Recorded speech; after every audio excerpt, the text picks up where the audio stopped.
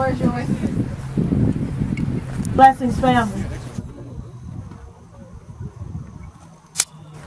Can we just take a minute and breathe? Take a minute and shut your eyes. Our Nova, a revolutionary woman, a force within herself, all by herself.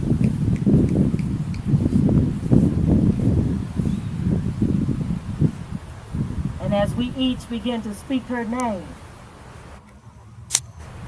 we want to concentrate and focus on calling her back to us, whole and healed, walking and talking and declaring justice and righteousness as only she can do. That would not and will not and shall not sit down. That has a love and a determination that her people will always be free. And as you've centered yourself, would you say with me, Charity Hicks? Charity Hicks. Charity Hicks. Charity Hicks. Charity Hicks. Charity Hicks. Charity Hicks. Charity Hicks. Charity Hicks. Charity Hicks. Charity Hicks. Charity Hicks is with us. We must never, ever, ever lose sight of her presence, her light, her energy, her strength, her love. And really, she is what I believe connects most of us to this fight, to this work. My name is Monica Lewis Patrick. I'm the co-founder of We the People of Detroit. I proudly stand and declare to the world that I am a Detroiter. I don't make any excuses for it. I don't allow anybody to talk about us as though we're dead, as though we cannot be revived, as though there's nothing of value or worth, as though all is lost and all we need is a Savior and a few good neighbors coming in from all over the world, and we'll be all right. Well, my fight, ever since I've been in the city of Detroit, has been for the Detroiters that stayed and paid.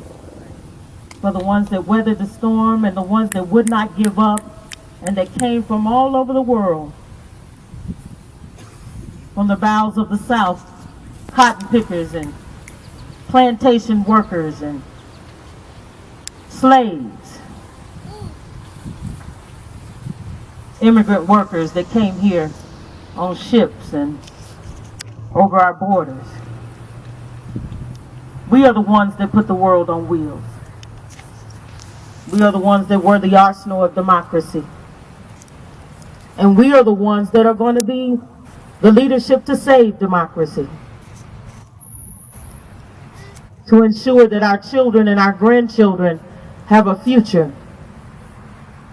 have a right to be free and self-determined. But it's going to depend on each and every one of us whether we are selfless enough and willing and determined enough to put us aside and to know that we've got to work and dedicate ourselves to something bigger than ourselves. We didn't ask for this water issue. The Honorable Coleman Alexander Young told us for decades they were coming for our water. Our elders, our grandparents. I remember my grandparents talking about that all they wanted is our water. And we know that from every nationality and every hue of man on the planet, that water is a basic human right. And so when you come into Detroit and you've decided that you're going to impose death on our citizens by denying them right to water, water that they paid for, a system that they invested in, debt that they've assumed, we can't allow that on our watch. We can't allow it. We're going door to door and talking to elders in their 70s and 80s who haven't had water not just for days, not just for months. They're reporting they haven't had water from anywhere to 6 months to a year. We're knocking on doors where people haven't had lights and water for as much as a year. I'm talking to young men that are hanging their heads thinking it is their fault that they don't have a job to provide for their family. And they're getting up every day, going out and hustling 2 and 3 and 4 gallon jugs of water just so their family can have some dignity to brush their teeth and wash their face. And so their woman and their children can at least feel like they have some dignity. That's a determined people. That's a focused people. But we also have to talk about what's happening in terms of bad policies. Bad policies. Policies that would ratchet down on poor people. Policies that would cut the number of unemployment weeks from 24 weeks down to 20 weeks. Policies that would cut food stamps and health care.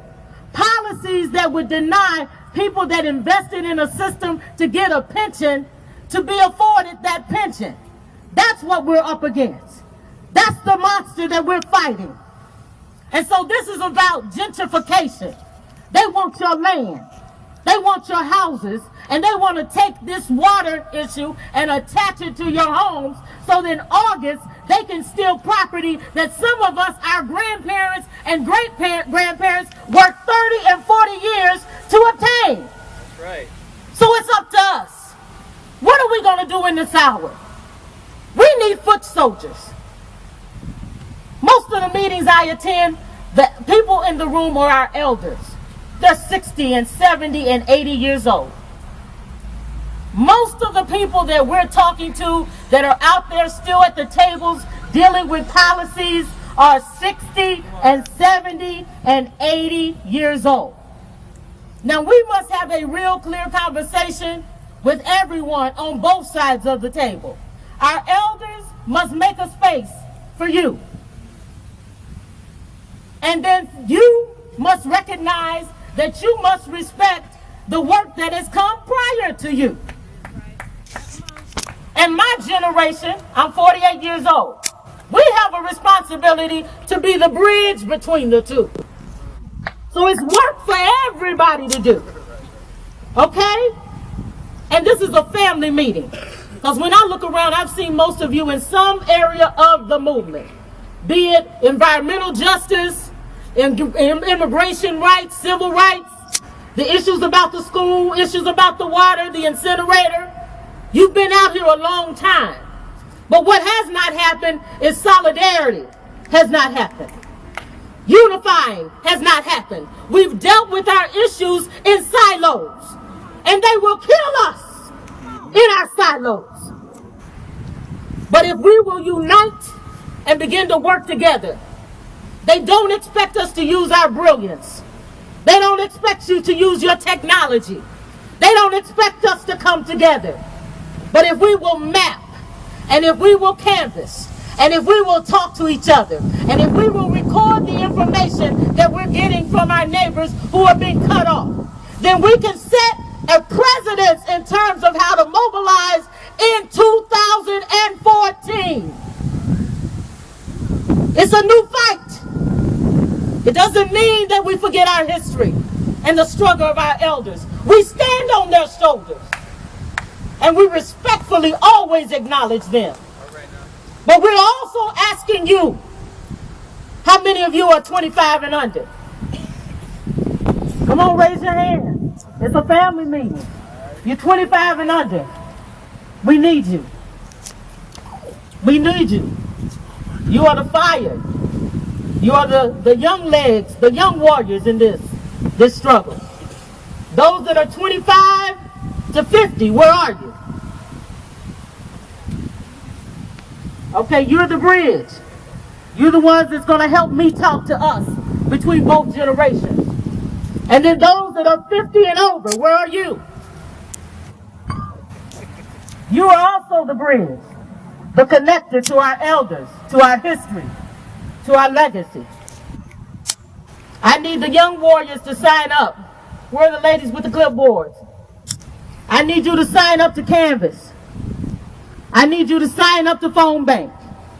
I need you to sign up to cover water stations. I need you to sign up to cover your block. I need you to at least tell me you're going to cover your block. At least tell me that. We've got kicker cards here with us today.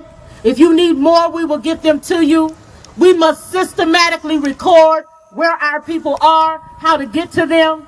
We have a temporary agreement where they will restore the water to any home that we bring their attention to. We're going to hold them to that.